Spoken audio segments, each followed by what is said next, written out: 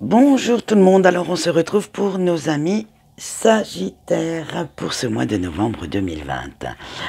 Allez, on commence avec la carte de l'auto-analyse. On vous dit que vous devez faire une introspection parce que votre façon de penser a changé et cela peut aussi faire changer votre vision, votre façon de faire et que vous devez en prendre conscience. Donc vis-à-vis de personnes ou sur certaines situations, vous n'avez plus du tout le même regard. Avec la carte de la paix intérieure, vous êtes tellement focalisé sur quelque chose, sur un de vos objectifs ou sur un but à atteindre en ce moment, que vous ne voyez même plus ce qui vous entoure. Vous voyez, la dame, elle est vraiment recroquevillée sur elle. Elle est vraiment recroquevillée dans son monde, dans sa petite bulle. Alors faites bien attention quand même à ne pas trop vous y enfermer, à ne pas trop vous mettre à l'écart pour justement obtenir ce but. Avec la carte du nouveau départ, on vous dit qu'il va falloir vous libérer d'un fardeau du passé pour vous permettre d'avancer plus sereinement, plus tranquillement, parce qu'il est temps de passer à la vitesse supérieure et de faire comme ce personnage, de regarder vers la droite et non vers la gauche. La gauche est le passé, la droite est le futur en général dans les oracles. Donc regardez bien vers l'avenir tout en vous débarrassant de ces schémas ou de ces pensées limitantes que vous avez par rapport à votre passé. Avec la carte nourrir, on vous dit que vous savez prendre soin des autres, mais tout en leur laissant l'espace nécessaire pour réaliser leurs rêves, leur propre but et pour voler de leurs propres ailes. Vous avez cette capacité à voir le meilleur chez les personnes et à les encourager.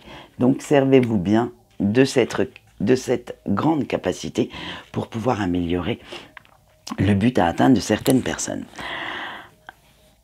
Avec la carte des messages, on vous dit que vous restez quand même dans l'attente par rapport à une décision à prendre, par rapport à une situation qui s'éternise un petit peu, mais celle-ci vous pose quand même quelques soucis.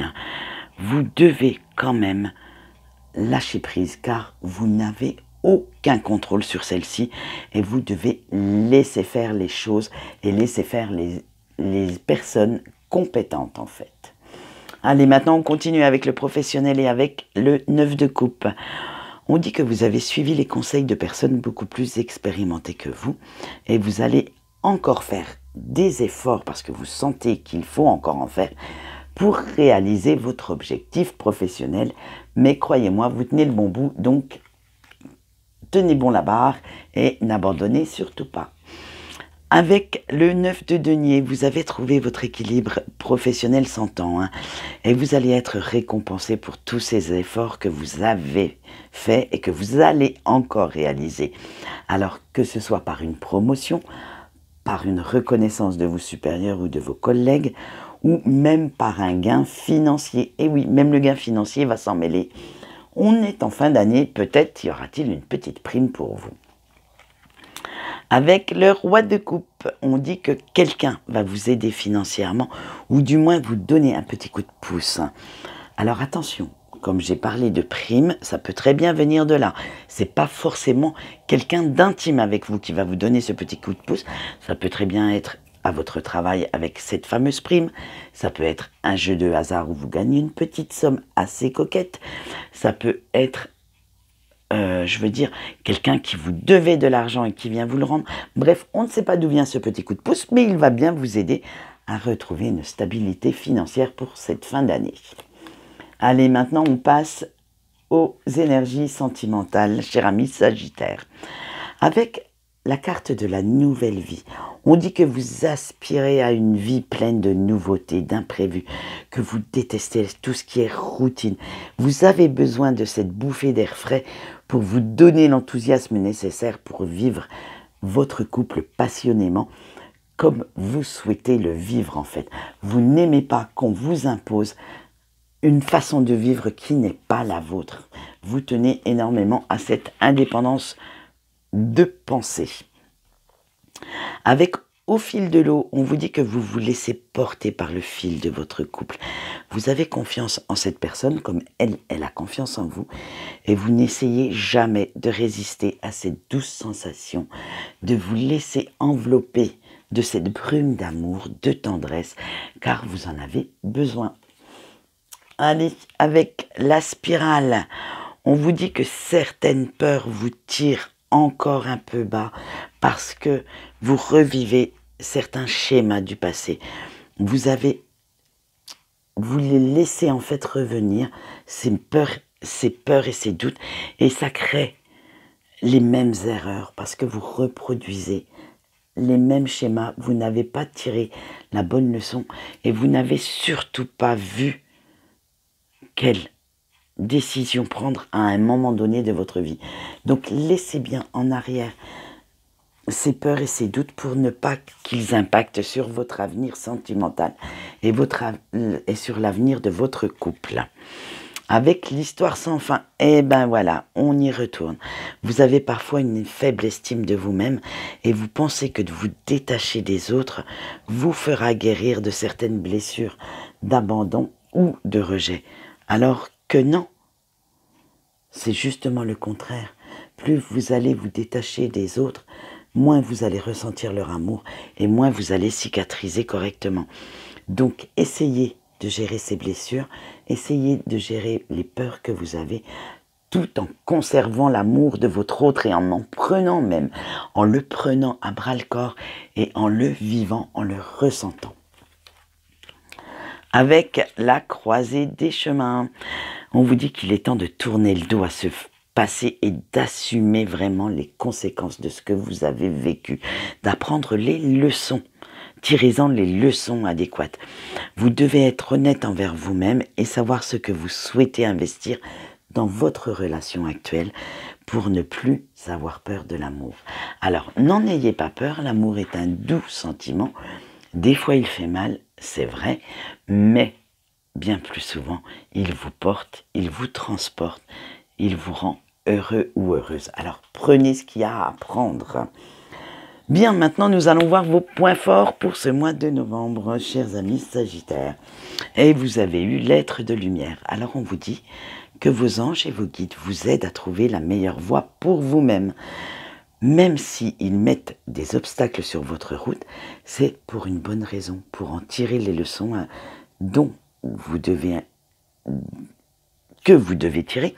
Et si vous suivez leurs conseils, alors que ce soit par les synchronicités, les rêves ou d'autres moyens de communication, car ils sont très malicieux quand il s'agit de nous envoyer un certain message, vous devez suivre votre propre route. Ensuite, vous avez eu la manifestation. On vous dit que vous attirez à vous ce que vous donnez. Donc, ouvrez grand les bras parce que cette manifestation très très positive est presque là. Vous avez cette capacité de créer votre vie selon ce que vous ressentez, selon les émotions que vous laissez paraître. Alors, imaginez du positif et concrétisez ce positif dans votre vie de tous les jours. Et une troisième carte pour vous, cher ami Sagittaire, à sauter, donc je l'ai gardée, c'est la carte de la sensibilité. On dit que vous ressentez et vous sentez au-delà de ce que vos yeux voient. Vous ressentez tout ce qui est émotion, énergie. Vous voyez les personnes avec le cœur. Et vous avez du mal à accepter la réalité que les autres vous imposent.